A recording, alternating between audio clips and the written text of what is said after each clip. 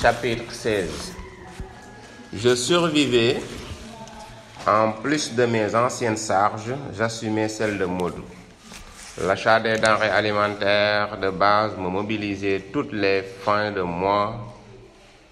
Je me débrouillais pour n'être pas à court de tomates ou d'huile, de pommes de terre ou d'oignons aux périodes où ils se raréfiaient sur les marchés. J'emmagasinais des sacs de riz Siam dont les Sénégalais raffolent.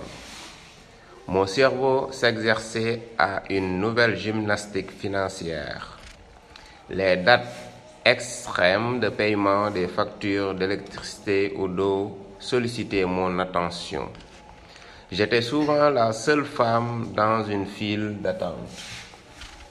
Remplacer serrures et loquets des portes détraquées, remplacer les vitres cassées était ennuyeux autant que la recherche d'un plombier pour secourir les lavabos bouchés. Mon fils Maodo Fall, rouspété par le remplacement des ampoules brûlées, je survivais. Je me débarrassais de ma timidité pour affronter seul les salles de cinéma. Je m'asseyais à ma place avec de moins en moins de gêne au fil des mois. On dévisageait la femme mûre sans compagnon. Je feignais l'indifférence alors que la colère martelait mes nerfs et que mes larmes retenues embuaient mes yeux. Je mesurais au regard étonné la minceur de la liberté accordée à la femme. Les séances de matinée au cinéma me comblaient.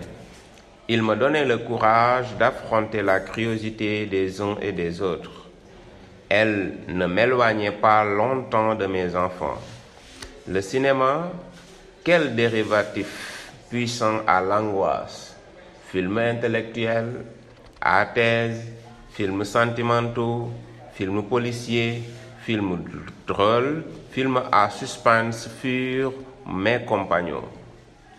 Je puisais en eux des leçons de grandeur, de courage et de persévérance. Ils approfondissaient et élargissaient ma vision du monde grâce à leur apport culturel. J'oubliais mes tourments en partageant ceux d'autrui. Le cinéma, distraction peu coûteuse, peut donc procurer une joie saine. Je survivais, plus je réfléchissais, plus je savais gré à Modou d'avoir coupé tout contact. J'avais la solution souhaitée par mes enfants, la rupture. Sans en avoir pris l'initiative. Le mensonge n'était plus installé. Modou me rejetait de sa vie et le prouvait par son attitude sans équivoque. Que font d'autres époux? Ils pataugent dans l'indécision. Ils s'imposent une présence là où ne résident plus leurs sentiments et leurs intérêts. Rien ne les ébranle dans leur foyer. La femme paraît, le fils plein d'élan tendre, le repas servi agréablement. Il reste de marbre. Il ne souhaite que la valse rapide des heures. La nuit, prétextant fatigue ou maladie, il ronfle profondément. Comme il salue avec empressement le jour libérateur qui m'est fait à leur calvaire. Je n'étais donc pas trompé. Je n'intéressais plus Modou et le savais. J'étais abandonné, une feuille qui voltige mais qu'aucune main n'ose ramasser, aurait dit ma grand-mère. Je faisais face vaillamment. J'accomplissais mes tâches, elle meublait le temps et canalisait mes pensées. Mais le soir, ma solitude émergeait pesante. On ne défait pas aisément les liens tenus qui ligaturent deux êtres le long d'un parcours jalonné d'épreuves. J'en faisais l'expérience, exhumant des scènes, des conversations. Les habitudes communes ressurgissaient à leur heure. Me manquaient atrocement nos causeries nocturnes, me manquaient nos éclats de rire, délassants ou complices, me manquaient comme de l'opium nos mises au point quotidiennes. Je me mesurais aux ombres. L'errance de ma pensée chassait tout sommeil. Je contournais mon mal sans vouloir le combattre. La continuité des émissions radiophoniques me secourait. J'assignais à la radio un rôle consolateur.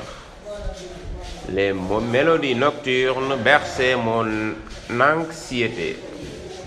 J'entendais les messages des chants anciens et nouveaux qui réveillaient l'espoir. Ma tristesse s'éparpillait. J'appelais ardemment de toutes mes forces disponibles un autre qui remplacerait Modou. Des réveils pénibles succédaient aux nuits. L'amour maternel me soutenait. Pilier, je devais aide et affection. Modou mesurait-il à son exorbitante proportion le vide de sa place dans cette maison? Modou me donnait-il des forces supérieures aux miennes pour épauler mes enfants? Je prenais un ton enjoué pour réveiller mon bataillon. Le café chauffait et embaumait l'atmosphère, les bains moussaient, les rires et les taquineries fusaient. Une nouvelle journée et des efforts accrus. Une nouvelle journée et attendre. Attendre quoi? Mes enfants accepteraient difficilement une autre présence masculine. Leur père condamné pourrait-il être tolérant pour un autre?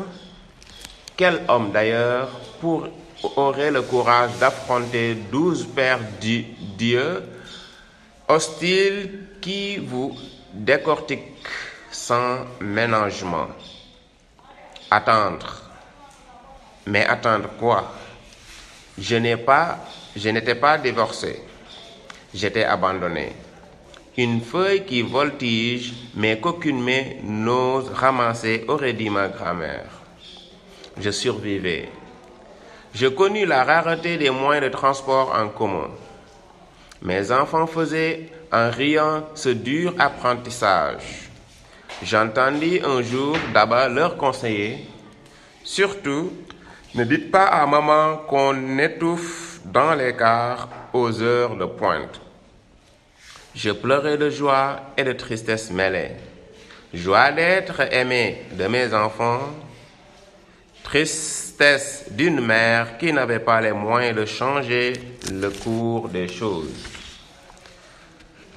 Je te cotais alors sans arrière-pensée cet aspect pénible de notre vie, tandis que la voiture de Modou promenait Dame Belle-Mère aux quatre coins de la ville et que Bintou sillonnait les routes avec une Alfa Romeo tantôt blanche, tantôt rouge. Je n'oublierai jamais ta réaction, toi, ma sœur. Je n'oublierai jamais la joie et la surprise qui furent miennes lorsque, convoqué chez la concessionnaire de Fiat, on me dit de choisir une voiture que tu te chargeais de payer intégralement. Mes enfants poussèrent des cris joyeux en apprenant la fin proche de leur calvaire, qui reste le lot quotidien de bien d'autres élèves. L'amitié a des grandeurs inconnues de l'amour. Elle se fortifie dans les difficultés alors que les contraintes massacrent l'amour. Elle résiste au temps qui lasse et désunit les couples. Elle a des élévations inconnues de l'amour. Tu m'as porté en aide tes privations, toi la bijoutière. J'appris à conduire, domptant mon peur. Cette place étroite entre le volant et le siège fut mienne. L'embrayage aplati fait glisser les vitesses. Le frein ralentit l'élan et pour foncer, il faut appuyer sur l'accélérateur. Je me fiais de l'accélérateur. Je me méfiais de l'accélérateur.